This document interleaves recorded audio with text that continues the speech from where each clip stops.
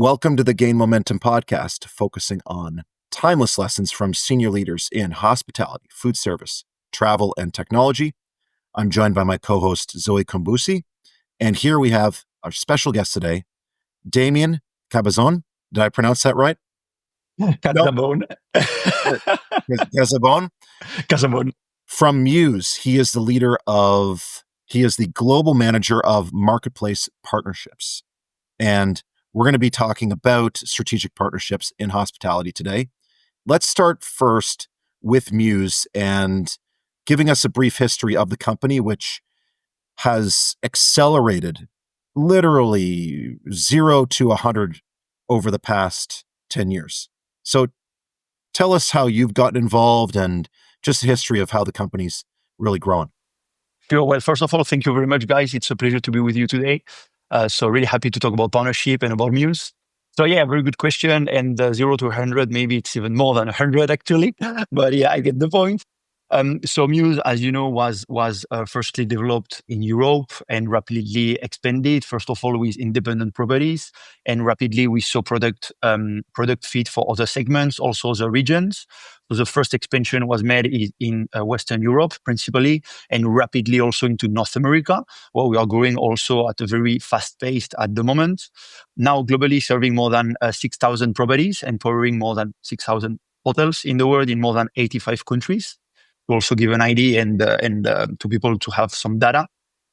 And yes, I think that Mews is really succeeding at the moment, let's say, and for the 12 past years because of the approach that we have into really solving a problem. So I think this is something I can develop definitely, but this is where Mews is expanding also in terms of this product approach and this vision from our founders and leaders, Matt and Richard, that are really driven to solve some solutions and really focus on the guest experience. Okay, so let's unpack that a little bit more here, because changing a PMS or updating it is very tough to do. So what is that problem or problems that you are solving for that has driven the growth? Well, very good question. And yes, the PMS is definitely an important software. So making this decision can be a tough one to do. I think that first of all, if we look back at the context and the history of our industry, well, this industry has been stuck kind of for a long time, for decades or even more, with the same big players, with the same old kind of old school mindset, and really open to change, not really open to innovation. So I think it's where Mews is really making a boom and changing everything, is into this innovative side and looking forward, being able to solve a main challenge, which is around the operation in a hotel and the guest experience, which goes kind of together. Because finally, when you think about that, if you don't look at the trends at the market at being innovative, you can miss something. And as we know, unfortunately, our industry in this regard is a bit kind of delayed, if I may say it this way, in terms of innovation and looking forward. And it's where Mews is really helping. So the main challenge is to help hoteliers to do their job. And what is a job in hospitality? It's connecting humans. It's creating experiences. And it's exactly what we are focusing on. From the vision to the product to the solution we bring to our consumers, customers, well, it's definitely where we'll focus. We'll try to improve the operations by impacting also the final consumer in hospitality, which is the traveler. So our main focus is around the traveler, and we take steps behind that to make sure that a hotelier and a staff is able to engage with this customer more. We can talk about the disengagement of the screen, which we try to do is exactly the opposite of a social network such as Instagram or TikTok. We don't want the staff to be on the screen. We want him to spend the less time possible on the screen to be able to connect more with this person. And instead of asking a passport, a credit card, or whatever, and spending 15 minutes during a check-in on your computer, we want it to take 30 seconds to be able for you to talk about your property, to check how the guest is feeling today, how was the travel, if they need any tips in the rounds or whatever, or maybe offer an upsell. This is definitely where we are focusing. So your role is the global manager of marketplace partnerships. What's a day in the life look like for Damien? So yes, I'm leading the marketplace partner team at Mews. and have different teammates across different regions in Europe and also North America. So my first goal as a manager is definitely to support my team. Supporting my team means that I want to bring them the right support, making sure that we are driving the right initiatives and we are contributing the right way to Mews growth. This is the first goal. Behind that, for sure, to make sure that we drive the right initiatives, we have to make sure we adapt to the strategy of the company. Because as a team inside a corporate company, we have to look at the ways we impact the growth of this company. So my second, I would say, main responsibility every day is to make sure that all the action, all the strategy for the day, for the week, for the month of the upcoming year is leaning toward this strategy and the global picture. And of course, as you can imagine, in the landscape we have at the moment with consolidation, past fragmentation, all the new technology happening, the new needs, the new markets or whatever, we have to also make sure that we are up to date and we are updated about the trends and we take the right actions out of that. So for example, we are looking at new verticals we can look at as a partnership. We are looking at the new expansion or new segment we want to conquer and make sure that we have the right partners for this. We are looking at the latest trends, let's say, regarding the category of partners that emerge or exist. I think one good example would be definitely partners focusing on or technology vendors focusing on sustainability nowadays. We know that it's a big topic to control our carbon footprint, to control it, to be able to manage our system internally in terms of energy. We see growth trends around this. So we have to make sure that we are partnering with the right people. So there is definitely one side is a team focusing on partner management and looking at the partners we already have in our marketplace to see how we can grow together. And there is a different side, which is more on the partner development, looking at tech vendors that are not integrated to Mews or we don't have a partnership with at the moment, looking at assessing them, assessing the interest to go there and trying to partner with them. Okay, so you mentioned a lot there. We can go back to sustainability because that's a great emerging area. First, though, what we're seeing in hospitality technology is this consolidation towards all-in-one systems and everyone saying, "Oh, we can do it all. We can do it all. It's all in one database, etc."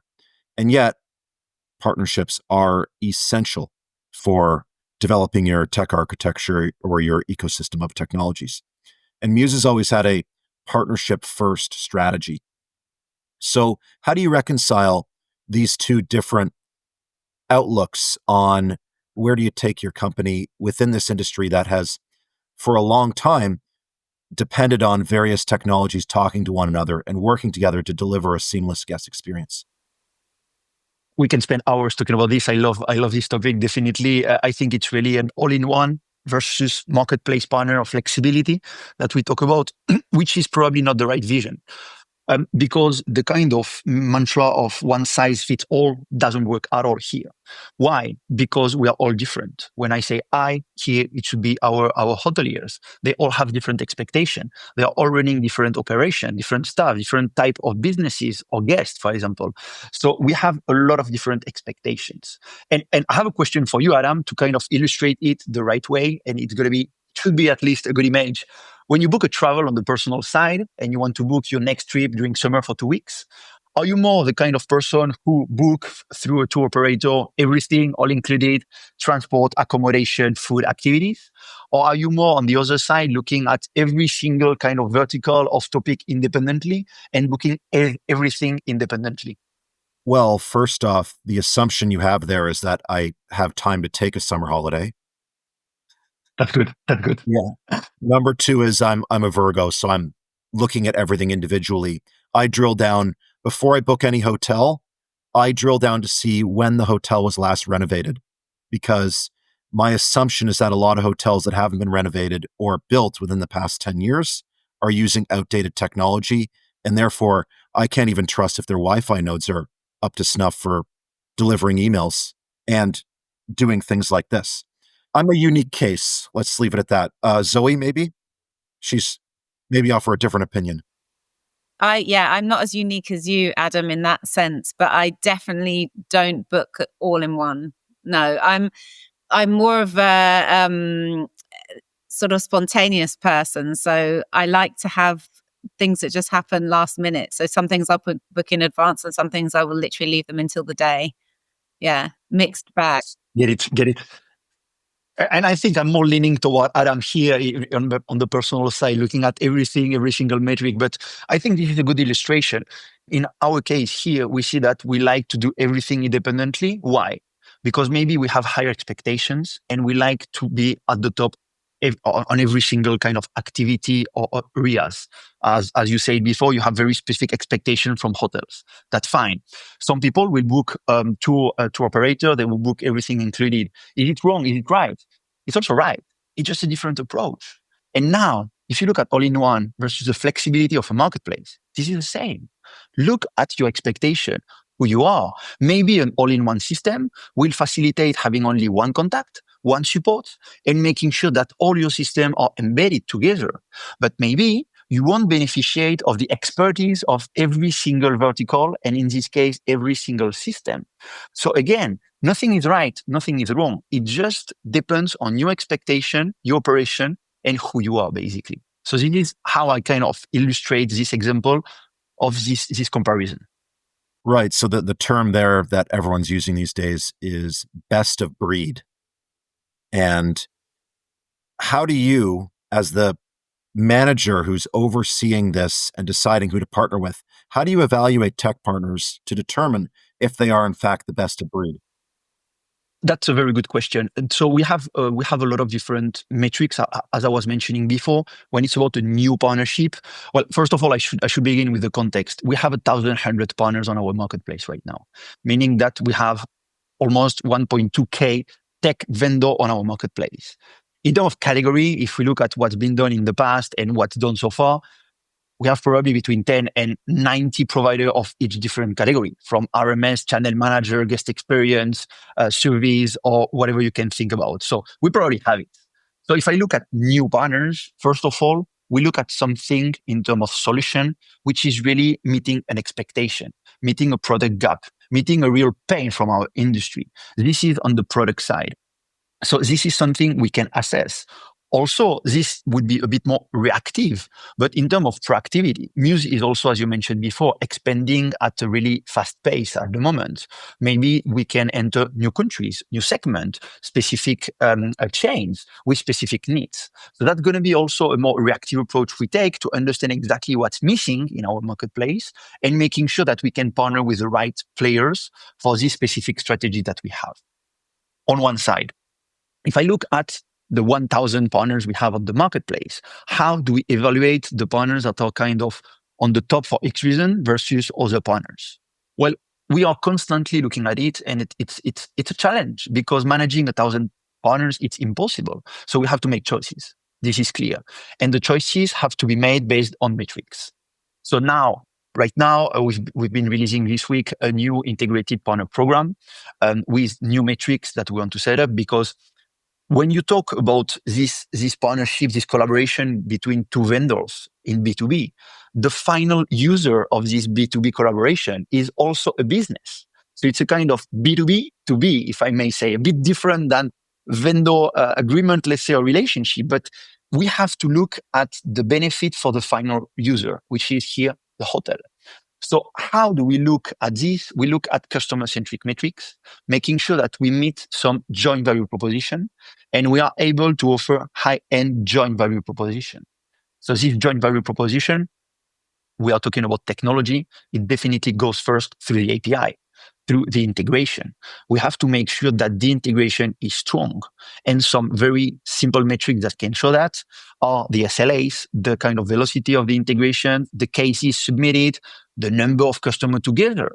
We can also assume basically that having 1,000 of customer with a partner and having this common customer database, it shows something credible to the industry. Oh, they have this amount of customer. Okay, that should be strong here. They should deliver good joint value proposition, and the technical side should follow. Then we are looking to really look at the commercial metrics also. We are growing. We are all businesses, and a business, the goal of a business, let's be very honest, is to be profitable. So we look also at the commercial growth. How are these partners benefiting and supporting the growth of Mews? These are metrics that we kind of try to implement, but always on top of the customer-centric ones. Because we have never to forget our goal, which is to solve a pain and to really answer some expectation from the market. So the first is really customer-centric with Mews. And on top of this, who is best supporting the growth of Mews? That will be kind of very high level, the kind of two big metrics we look at the moment. Richard Walter has used this term, which is that Mews is a triple platform. And you Yes. talk about customer centric, and then the whole idea you mentioned earlier about how Mews is designed to be an anti-social media. We don't want people looking at embedded in this screen. We want them to be guest facing. So I'm wondering if you can color the whole idea of partnerships and the Mews UI, user interface, or in this case, the end user interface, to talk about how the platform that you're developing, as well as all those partnerships, can actually benefit housekeepers, runners, front desk clerks, etc. Definitely. So it's a very interesting point. Yeah, Richard is always bringing some new vision on the table, which is very nice. I love it. And triple platform, definitely at Mews, we have some great example, and we can really talk about this because finally, as I was saying at the beginning, who do we want to impact positively here in our industry, in the hospitality industry or travel one, is definitely the traveler, the guest. So this one should be a main focus for everyone when you develop a solution. What is the pain you are looking kind of to manage here? What are the expectations you are trying to solve? So definitely the guest should be the first one. How do you impact the guest in a really human area? It's giving to the staff, as I was mentioning before, more tools and more ways to engage with this person. So instead of giving more and more to use, we do the exact opposite. We give more with less time spent on the platform. And finally, who is it going to impact? The operation of the hotel, meaning numbers, meaning also general managers. So a good example I can give, and it can be made through partnership as it's also made in-house with Mews. But an example I love is about housekeeping.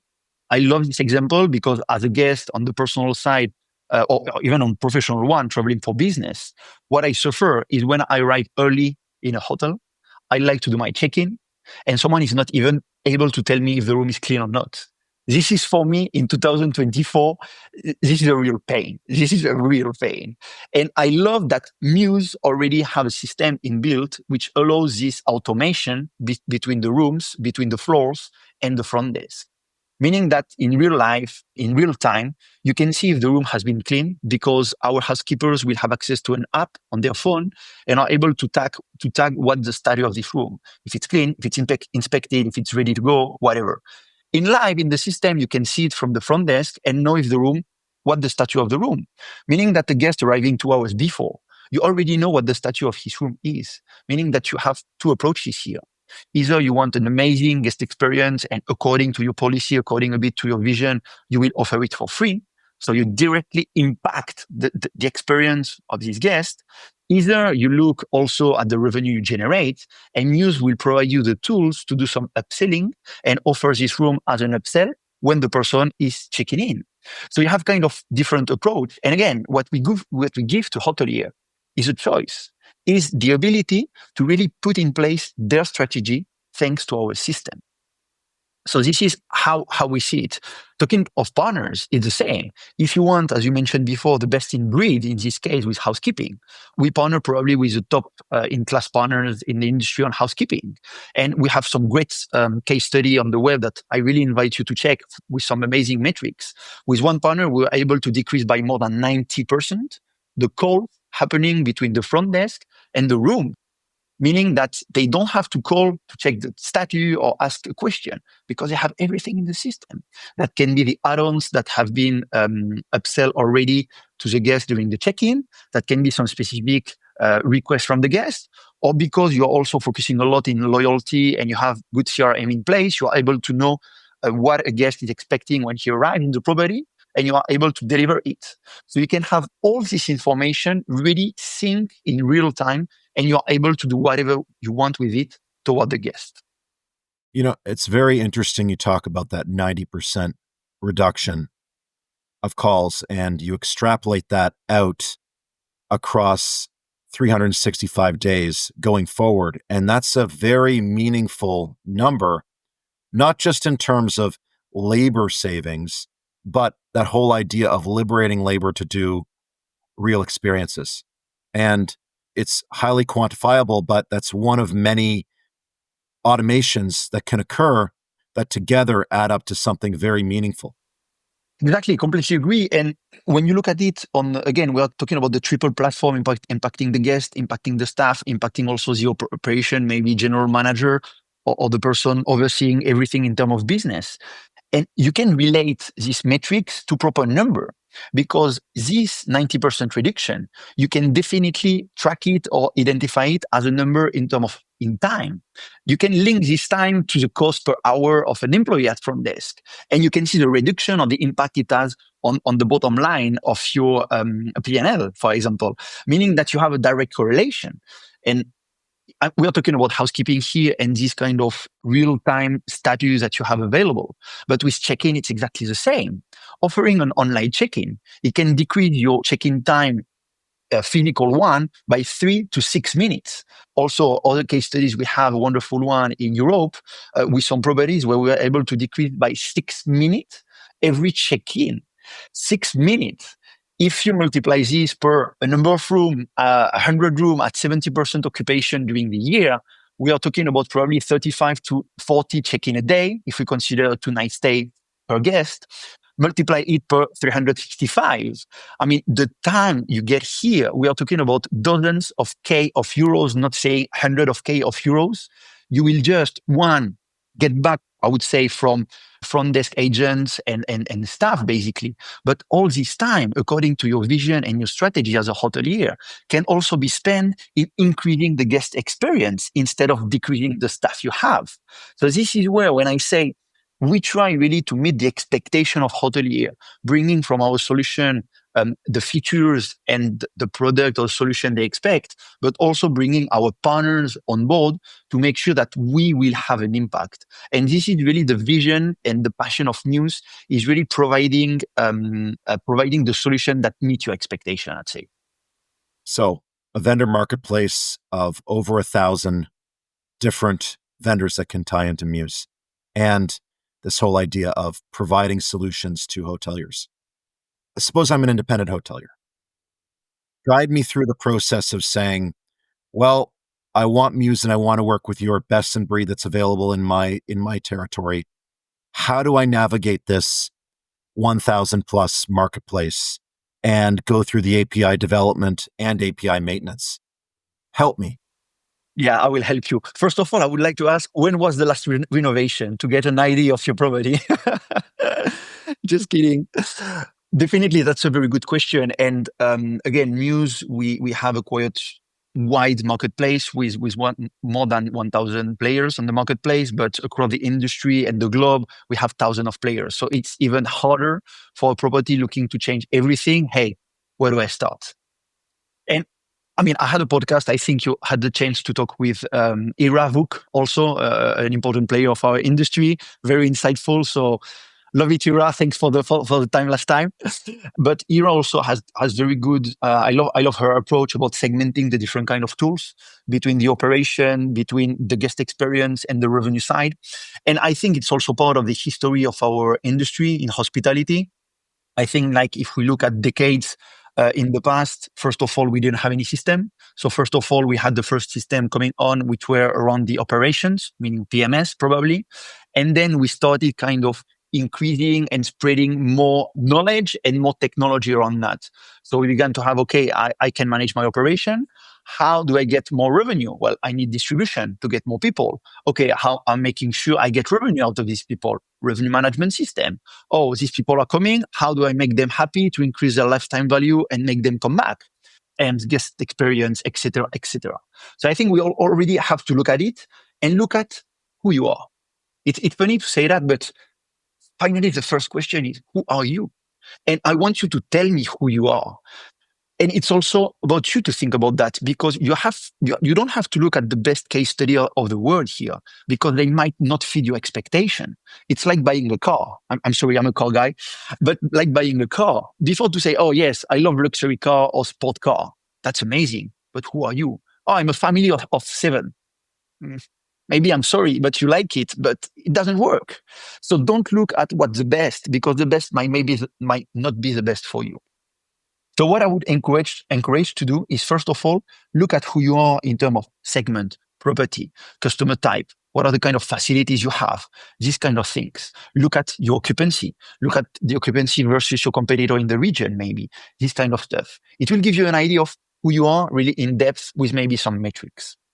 Then the next question, thanks to these metrics, what do you want to achieve? We are solving a problem. What's your problem? And in life, we are always we are taught about asking questions. You do business school, you get in a company, and discovery. How do you do discovery? How do you ask the right question, the pain points? Okay, that's fantastic. But we should be taught also from our childhood to be able to express ourselves better and to express ourselves with clear vision of where we want to go. Back it up with metrics. To be able, when I ask you, hey, what do you want to achieve? Look, my checking time is 5 minutes. I want to decrease it to 3. In terms of ancillary revenue, I would like to increase it by 300%. Okay, that's straightforward. I can already spend more time helping you and showing you how we'll do it, and not spending so much time on the discovery side. So I would say, have a clear vision in mind of what you want to achieve and back it up with data. What is really what you want to achieve? Look at resources, time, money, people. What are you able to do now, and what are you willing to invest there? Okay, I want to increase my revenue by 50% for next year. Do you have an RMS? Oh no, it's too expensive. Yeah, but again, let's look at the metrics. Let's look at what it can achieve, and then let's see the final piece. So this would be my recommendation. Look at who you are. Look at what you want to achieve and the real pain points. And then it's about looking at definitely the providers. So then we get into the technology, and we will look at who should I use here. And here it really depends on your expectation first. And I would highly recommend to looking also at the credibility of this solution, or how it will answer your needs, but also on the security side, the compliance side. Sometimes it's something which comes at the end, Oh, I didn't check about compliance. I didn't check about the last kind of ISO they get or whatever. And this should be something more and more important. Looking at the world, looking at all the data compliance we have, the taxes, the regulation in each country. This should be also top of mind, to look at this side, the security side of a provider and the robustness of this provider. I don't know if I answered the question. I might have said a lot of insights here, but I think it kind of drives the right, my vision at least. Yeah. You went into incredible depth. I'm going to say, I think it's clearly evident from the way you're speaking, Damien, that the client, in this case, the hotelier, just really takes front and center of everything that you do. It's so refreshing to hear. And I think you could add coach to your title as well, right? To your work title, because it sounds like you're having some really interesting conversations with hoteliers, not just a transactional situation, but getting into the nitty gritty of who they are, what their use case is, what their ecosystem is. And I really think that approach for longevity in business in general is just the absolute right way to go, right? Because it generates trust, and we're living in an age where trust is really the new currency. And I think that is going back to the very first question in this podcast, which was, why has Mews grown from 0 to 100 or 1,000? The trust in what you're doing and the approach. It's very interesting to hear you talk about it like that. Thanks a lot. And yes, I mean, I love what you say, Louis. Thanks for this. And definitely, I tend to do a comparison, which sounds a bit crazy, but Mews is not a product. It's not a solution. It's a vision. It's literally, in my point of view, as an insider at Mews, really, it's a vision that you belong to. Meaning that hotelier looking at Mews specifically, I would say it's a bit, if I may say this comparison, it's a bit like Apple. Are you going to buy a phone when you go to an Apple store? No. You are going to enter in a community. You are going to kind of be able to access this community and access this service, belong to this vision that Apple has. With Mews, it's kind of the same. You don't look at a product. You really look at your operation and at changing the whole operations. It's not a product you subscribe and it will do the job. It won't. It won't. I'm saying it twice now. You have to put efforts on this. You have to really want to solve a pain point to belong to this vision with Mews and to put efforts on these that may require changing some of your operations, but for good only. So to unpack 2 points and to challenge you a bit, you mentioned you ask a hotel who they are, and then you set a specific goal saying, I want to increase ancillaries by 300%. And my first thought there is that reminded me a lot of my specific area of expertise, which is luxury hotels and wellness, where wellness is a foremost way to increase that ancillary by 300%. But increasingly, what I'm seeing is less so pure feel driven answers to that question, who am I as a hotel? And more so using data to determine who you are based on what the market says, what your guests are telling you, and so on. So to challenge you on that front, how can hotels use integrated systems and databases to discover who they are and to evolve who they are?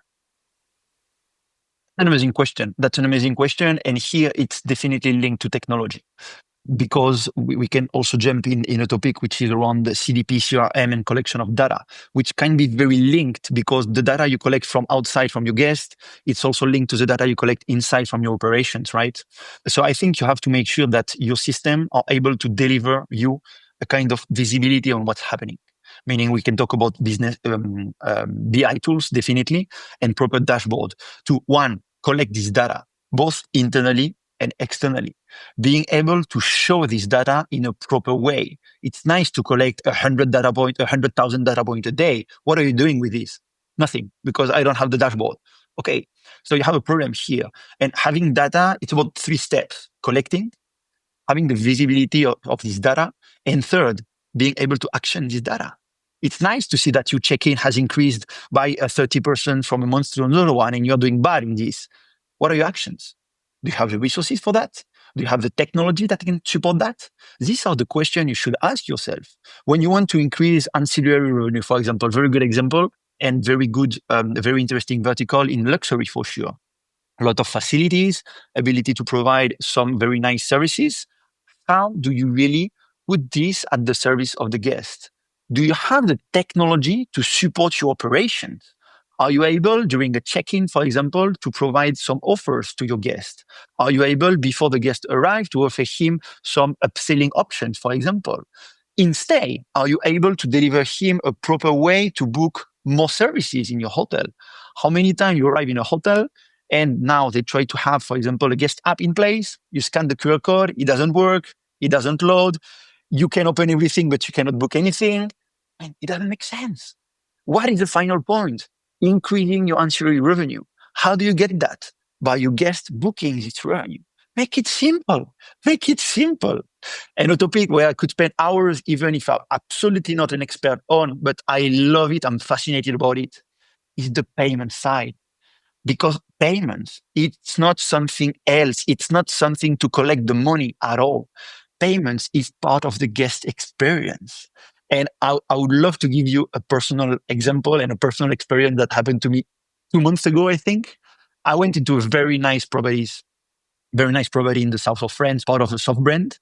Very luxurious stuff, when you arrive, very nice welcome. Please sit for the check-in. Do you want to drink something? Whatever. So very nice experience. Not the kind of queuing to do the check-in, having to give your passport and stuff. But so we had this very good welcome and we are very happy with my wife. And soon they asked me, "Oh, I see that you didn't provide your credit card so far, you didn't pay, so let's process to the payment." Okay, already it kind of creates this little friction of, I have to pay, And then they asked me to open my phone because they were going to send me a link. And through this link, I could enter the data of my credit card to make the payment. And I was I was shocked. And we can talk about credit card provider, who it was, how they process and do it differently. Fine. But the problem here is not who the provider is just the guest experience. I arrive at this nice property. It's a 10 out of 10 in terms of welcoming, in terms of human connection. And now they ask me to open my phone, to connect to internet, to enter my credit cards. I was coming from an hour and a half driving. That's fine. Imagine you are coming from Australia to Europe or to US after 15, 20 hours travel. And the first thing they ask you is to connect to internet. Maybe you don't, because you don't have the SIM card. So you need to ask the credential to connect to the Wi-Fi.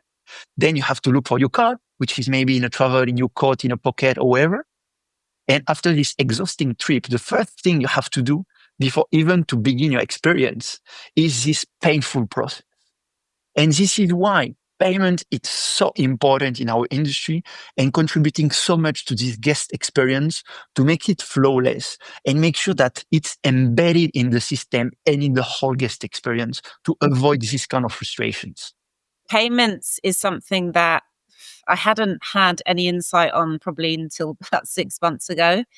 And now I'm starting to hear it more and more. And it is just an astoundingly grey area in the technology space, right? It's weirdly not 100% owned by one or the other. So I feel like it's this low hanging fruit in terms of revenue, in terms of operations. I mean, you are at the hotel, but even before you get to the hotel, what happens, when you're booking and you get it times out for whatever reason, a large amount of people will just go and book somewhere else. They're not that loyal, depending. It might be Adam and he's done his research and he's set on that hotel. But if it was me, I'm more capricious, I'll go somewhere else if the payments don't work. If it's difficult, I'll go somewhere else. So I think it's a really interesting point that you brought up. And psychologically, which is something that you kind of mentioned there, it's not a luxurious, comfortable experience. We don't want to be reminded that we're paying for it the whole time. We kind of want to be in this dreamland of, I'll pay for it later, So I think it's such good point that you brought up with a great personal experience there. Yeah, payments, one to watch.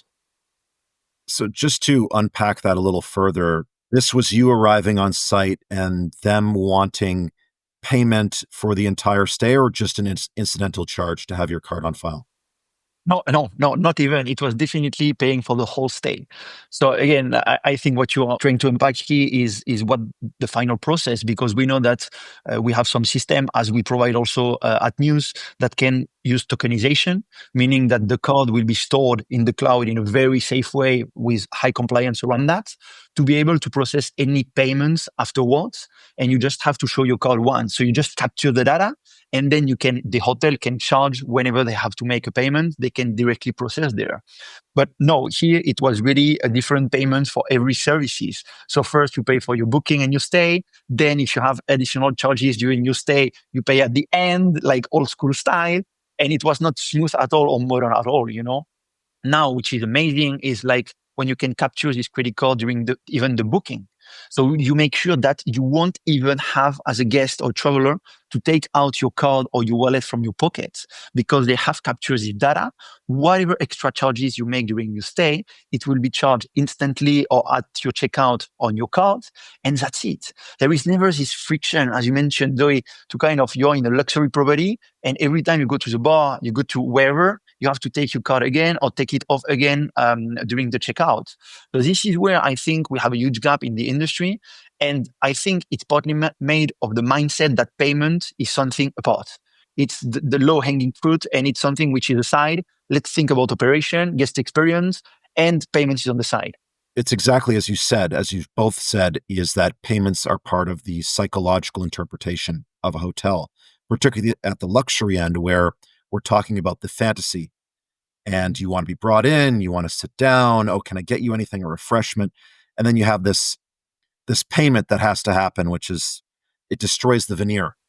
And another part of that you've briefly touched on, where hotels can innovate, is also this whole idea of a transactional departure or checkout, where the last interaction that a guest has with the hotel is, oh, yep, we've settled your folio. Here's your receipt.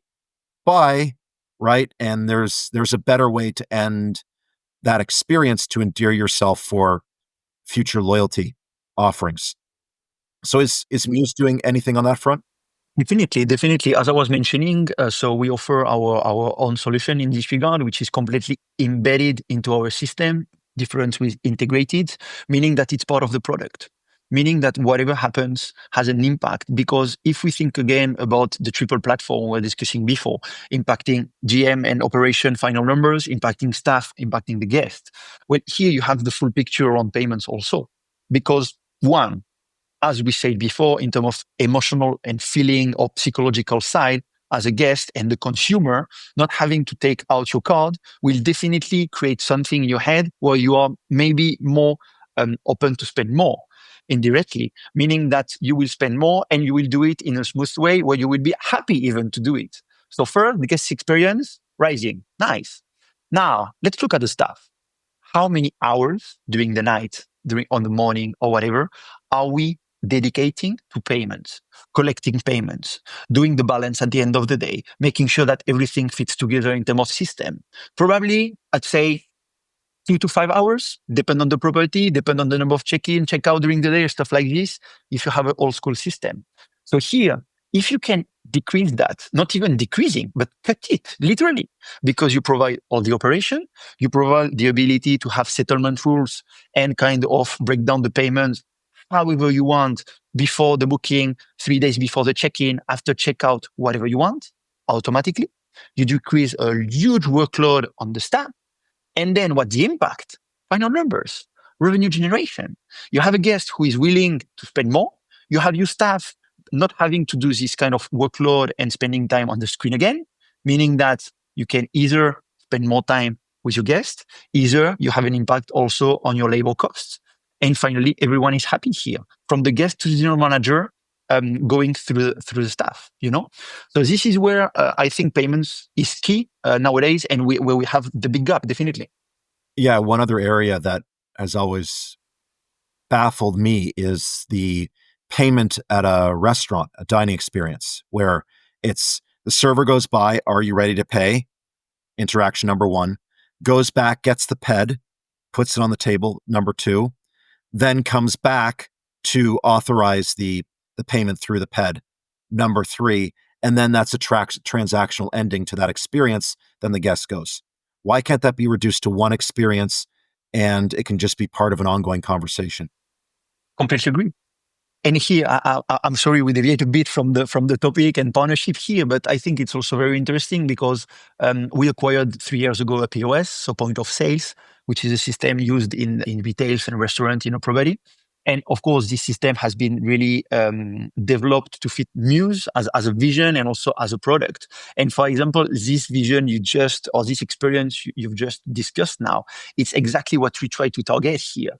And what we provide now is even the ability to tap your card on the terminal, your room card on the terminal, and it will charge your restaurant bill directly on your room. Meaning that with the tokenization we have, it will charge directly this extra from the restaurant on your room and your credit card, let's say, just because you tapped your room card directly on the terminal. So these are things that we try to improve and we try to think forward in this regard. Very cool.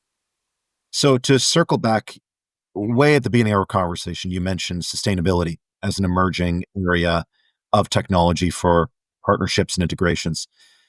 What are you seeing as those emerging areas of technology providers for hospitality that hotels should be conscious of when looking at their vendor partnerships and also putting on the roadmap for development?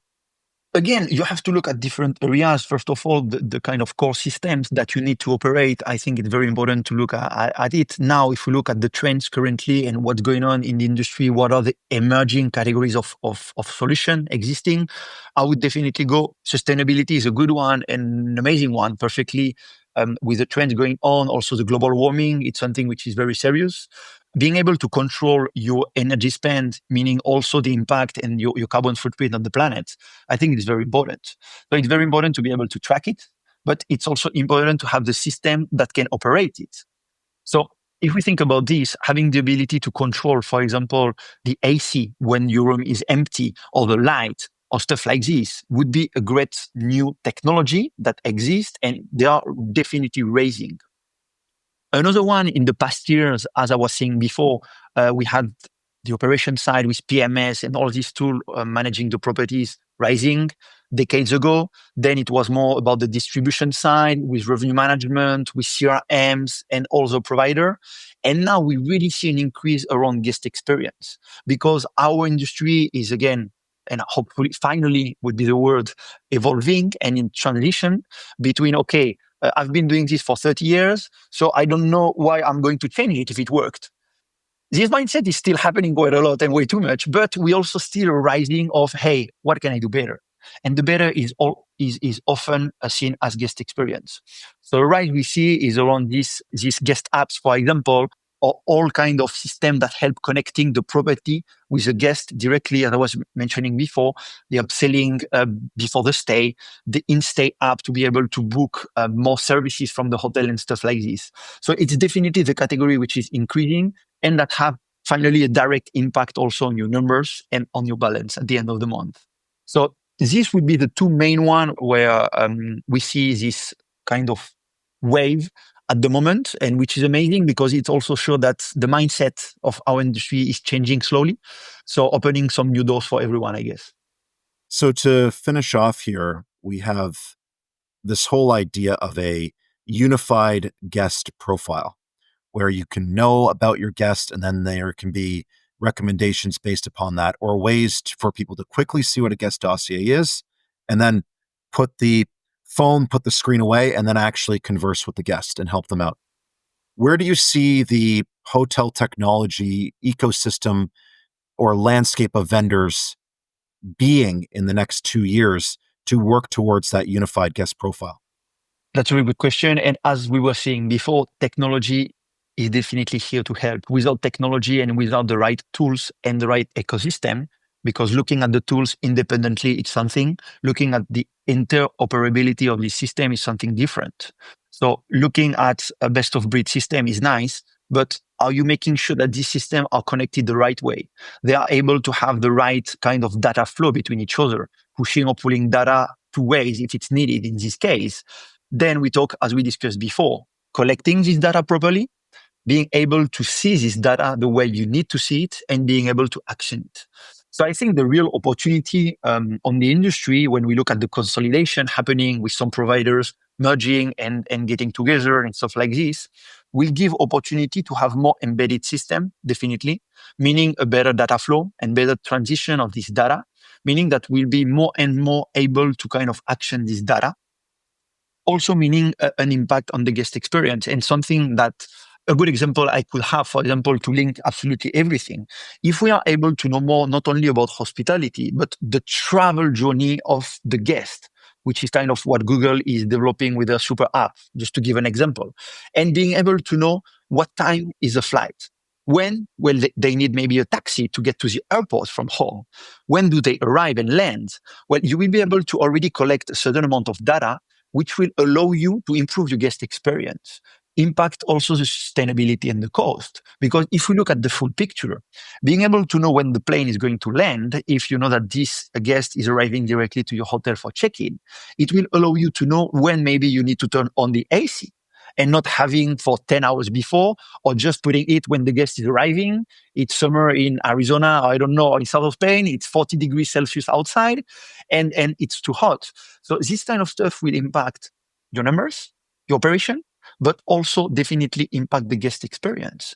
So I think this is where we have an opportunity, is not only to look at our industry, hospitality, but look a bit above this and look at the travel industry, how we can have this interconnection of system, making sure that we collect this data, we improve this guest experience, and finally, the final point, what it is definitely improving the lifetime value of the customer. Because what we want, it's nice to focus on one journey and the span of the journey of this guest. But finally, what you want is to make this guest come again, meaning working on your loyalty program, being able to have this data to work on your loyalty program. If I'm going only on holidays in summer and some system are able to know it, well, no one will send me, for example, holidays offer for winter, Just an example. So it's the ability to know more your guest, but as a traveler in its whole, rather than as a guest in the property for 1 or 2 nights. I don't know if it makes sense. No, it makes perfect sense. And if hotels had a seamless, always on integration with flight data, there's so much you could do to improve the end-to-end travel experience. Airport arrivals, shuttles on demand, but also you mentioned earlier, a guest arriving from Australia versus one from within Europe. You would have a good reason to know if they are going to be jet lagged or not, to thereby determine what you're going to upsell them on-site recovery experiences. Right? Simple example, but the context, right, of who the guest is, where they're coming from. Are they arriving at noon or 9 p.m.? Right? Don't sell them a lunch offer at 9 p.m., so to speak. Right? If we turn it around, if we do the opposite, offer them a lunch if they arrive at 12, because maybe your room is not ready, So there's so much opportunities in this space to kind of know more about the travel in its whole and looking at all the different data where you can have an impact on guest experience and on ancillary revenue, because again, we are a business. Yeah. I think all these applications are just fascinating of what we can do. And the thing I'm thinking about when you're saying all these strategies is, I don't think that's scalable without AI, right? We absolutely need AI to get in there and be an AI agent and go, all my guests that are arriving from Australia at a certain time, upsell, we need that automation. We're reliant. Definitely. Yeah, it's interesting. AI is the topic from the past years. I try to not bring it too much because I feel like everyone is talking about that. But I mean, it's We fine. made it 54 minutes without mentioning AI. That's correct. That's correct. We should be proud about that. But Yeah. but yeah, AI. I mean, it's like talking about internet at the beginning of the century. Everyone was talking about that, and now we don't even talk about this because it's everywhere, every time, all day long. So it's just embedded in our lives here. And AI, it will be the same, definitely, as you mentioned. It's good to know that you have people arriving from Australia, from US, or whatever. But what about if his data could be collected and actioned even without the intervention of the human here, and telling you, hey, today, according to the prioritization of the room cleaning, well, you should do this one first because the guy will arrive from Australia at 10 a.m. and he will be completely jet lagged. So maybe you have an option to offer him something. And the last one should be the guy who has a flight landing at 8 p.m. because this guy will not arrive before 8 p.m. So this AI implemented the right way after we collect and analyze the data, we'll be able to action it and to remove again a step, improving the guest experience, decreasing the workload on the staff. Yes. 100%. Let's finish with a touch of AI. 100%. No, and I think it's all about AI agents. It's not just the technology AI. Yes. It's just somebody to tell us what to do. That's the dream. Correct. And I mean, if we push it on the other hand to, again, add on top of this in AI, the future is definitely made on travel agent, but mainly a kind of personal concierge also about AI. Why I'm not able to set up my system and he knows me perfectly. And I'm able to tell him, hey, I want to have a trip in April. I have 1 week. Tell me where, when, this is my budget. This will be fantastic because he will take exactly your expectation. He will know you better than you know yourself, maybe, and he will be able to make you your perfect expectation. So I think the landscape will completely change from even the OTA and the distribution side with AI also, because having this kind of personal concierge, you won't have to get into even internet because the recommendation will be made by the AI. So the way we look for an accommodation now, probably going to Expedia or Booking, looking at filters, sometimes going to the website of the hoteliers, whatever. Well, this will tend to disappear slowly according to technology and how fast AI will be implemented in the travel sector. Well, as I see it, is the OTAs, they have a ton of aggregated data, so they're going to be hard to displace. But where hotels can really get ahead is the better integration of all the data in their various data silos across not just the PMS and POS, but everything else that ties into them. And then from there, developing your own small language model in a lot of ways to actually build insights, then business models upon that data that you have that is your first party or data that's collected across various data flows. So, just to open it up for one final question here about agentic AI is, what is Mews doing to help really propel that underlying layer of data extraction into a data lake and then transforming that data into something that is actionable first for insights or learnings or developing of a model, to then act upon and develop some sort of rule-based AI-driven oversight that can, propel the Australia versus Europe guest? Yeah, that's a very good question. I love it. And we are doing quite a lot because, again, as I was mentioning before, so Mews is definitely going through a product expansion with more and more product offering. But when we have this product expansion, we definitely try to embed it in the product as much as possible. Meaning that we make sure the interconnection between systems, it's not even an interconnection, it's the same system finally. Meaning that this data is actionable and at least is collectible very quickly, and it's also actionable in the background. Same happened with our partners. Our API is an open API, completely transparent. We try to have the best connection possible with our top partners, meaning that we are also able to get absolutely all data that can get to our partners according to the need of the systems. What we do, for example, one of the latest release we had, I think it was in Q3 or 4 last year, is like we implemented AI already in the system, and we are already able to collect the preferences and what the customer liked from the previous stay, and able, when they come back, to implement this note in the note of the new booking, in the note of the guest, to make sure that, hey, this guest like to have this, and this. He arrived at this time or whatever. So we are able to use AI in this sense to implement a simple note when he's coming back to the property, to make sure that the front desk agent or the housekeeping, again, don't forget about this, is able to action on it and know exactly the preferences of this guest. So this is already some touch that we put, and we have a lot of developments coming in this regard, of course, to again impact the guest experience, decrease the workload on the staff, and have an impact on the revenue. One solution at a time. Damien, thank you for a full hour discussion. This has been great. I encourage everyone to look at their technology partnerships and consider really what can you do with each partnership, each system, to really enhance the guest experience. Thanks. Thank you very much. It was a pleasure. Bye, guys. Thank you, Damien. Take care. Thanks for listening to the Gain Momentum podcast. To stay up to date, make sure to follow or subscribe wherever you get your podcasts. For more information about Gain Advisors, head to gainadvisors.com.